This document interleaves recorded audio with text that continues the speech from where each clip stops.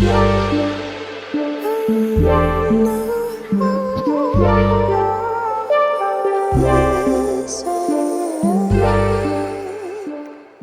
the core is so central to disc golf and breathing is key to good core activation, I need to figure out how to make breathing interesting. Maybe I could use a balloon as a visual aid to demonstrate how the core is actually a pressure system. The core is a whole system. It is made up of, I've got a visual aid here, your diaphragm at the top, right here under your ribs.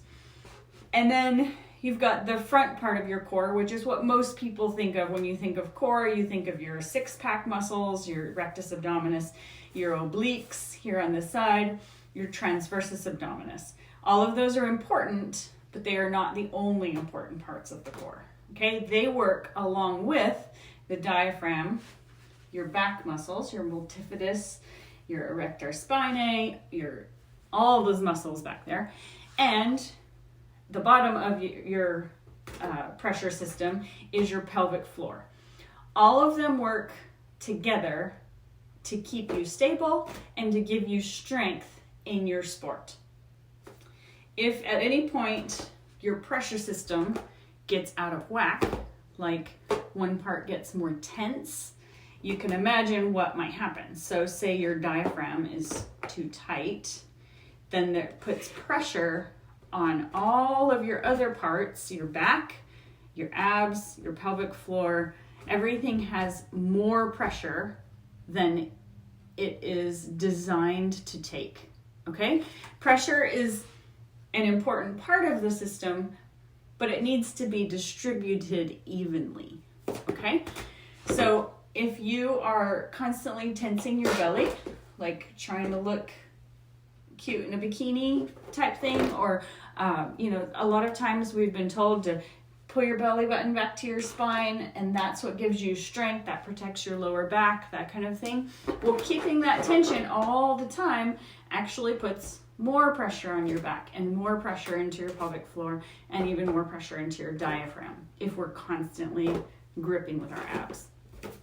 Same thing with your pelvic floor. Your pelvic floor is one of the places we hold a lot of stress, or some people tend to hold stress. And so if your pelvic floor is tight, or if you tend to stand with your butt tucked under like this, then you're putting extra pressure on all the other parts of your pressure system, and it's not distributed evenly, okay? If you have tension in your back, and whether it's from standing like this a lot or whatever, if you have tension in your back, you probably know it, and you are then putting extra pressure from the system into the other parts of the system. We want to make sure that we're equally distributing the pressure and that these muscles have the give that they need to be able to take that pressure, okay? So they need to be able to push back against it, but also give to it a little bit. There needs to be give and take throughout the system so that no one place is taking too much pressure.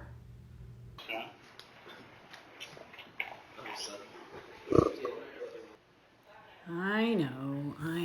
I'll tell them all about all the bad things that can happen if you have an imbalanced pressure system. Yeah, that'll do it.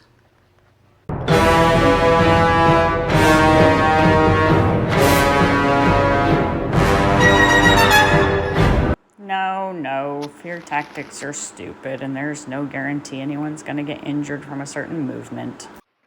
What do you think, Dr. Watson? What do people want to know about breathing? You think they want to know that a healthy 360 degree breath happens in all animals, including you? Huh? Maybe they want to know that a good deep breath calms your nerves when you're putting, or that a well-timed exhale adds strength to all your throws. They probably already know that though, right? Yeah, they probably already know that. Maybe they just want to know if I know any other cool facts about breathing and how it affects your whole body. Maybe that's it. There are so many cool things about breath and how your breath affects your body. One of my favorite things is just how your body is more able to adapt to new things. You're actually able to learn new things when you're breathing well. Learn new things better and more quickly when you're breathing well.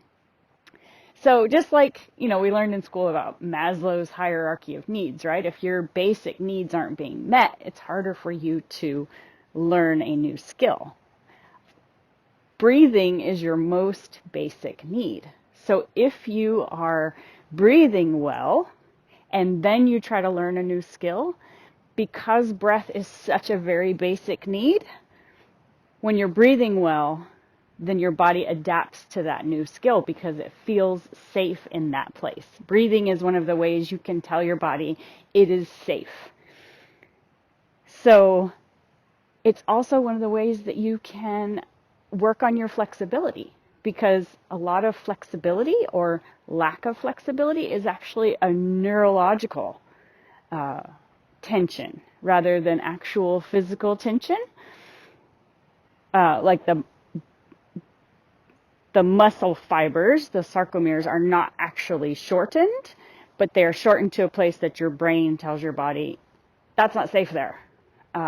So if you can get to a place where you can breathe well in a less fight or flight response type of breathing, then your body says, I'm safe here, and you can actually get a greater amount of flexibility.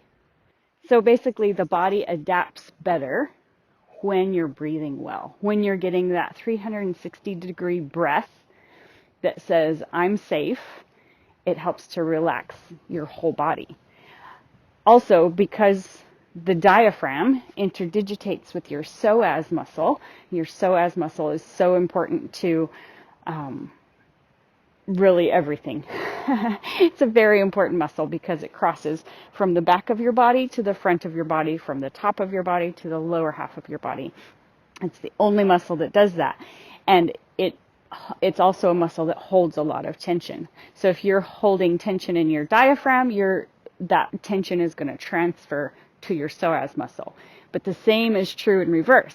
If you relax your diaphragm, if you allow your diaphragm to go through a full range of motion or full excursion, that also brings relaxation to your psoas muscle. So allowing your diaphragm to go through that full excursion can actually affect how your hip flexors work, right? Because that's what your psoas does. Your psoas is one of your hip flexors. And you can relieve tension in your hips and in your legs, in your lower back. So how your breath affects your body is a global situation. Super important, super cool. No, Kathy, don't be crazy. Nobody wants to hear your fun facts about breathing. But maybe they just want to know what they do when they do what they do. So if you've seen any of my other videos, you know that my main thing is start by knowing yourself. Know where you're starting from first, and then you can work on whatever part you need to work on. So a good way to do that is to start by just putting your hands on your ribs and feeling what's going on as you take a nice deep inhale. And feel, do your hands expand side to side? Do they move front to back? Okay, or do you mostly feel a rise here in your chest? Maybe put one hand on your chest and one hand on your ribs now and see what happens. So there should always be a bit of a rise here, but if your shoulders are coming up more than you're feeling anything move here, then that's something we need to work on. because your chest is expanding with your lungs. The air is always coming into your lungs, but we want them to be able to expand fully, side to side and front to back. And if the muscles here in our chest are compressing all of that, then our lungs are having to find somewhere else to send that pressure. So you might also notice that instead of your ribs moving, just your belly moves. And that's a really, really common pattern. And we've all made such a big deal about belly breathing and how belly breathing is the way to go and all of that.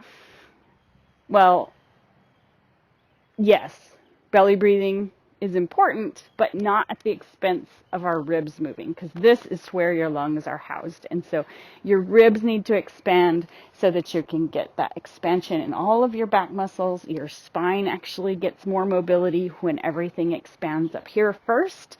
And then that pressure, as long as your lungs are expanding up here, it's going to send pressure down into your belly. So your belly will move. We don't want our bellies to be tight like this either. And that's where a lot of us hold tension, or we've been told, pull your belly to your belly button to your spine for stability for all these years. And that is not how it works.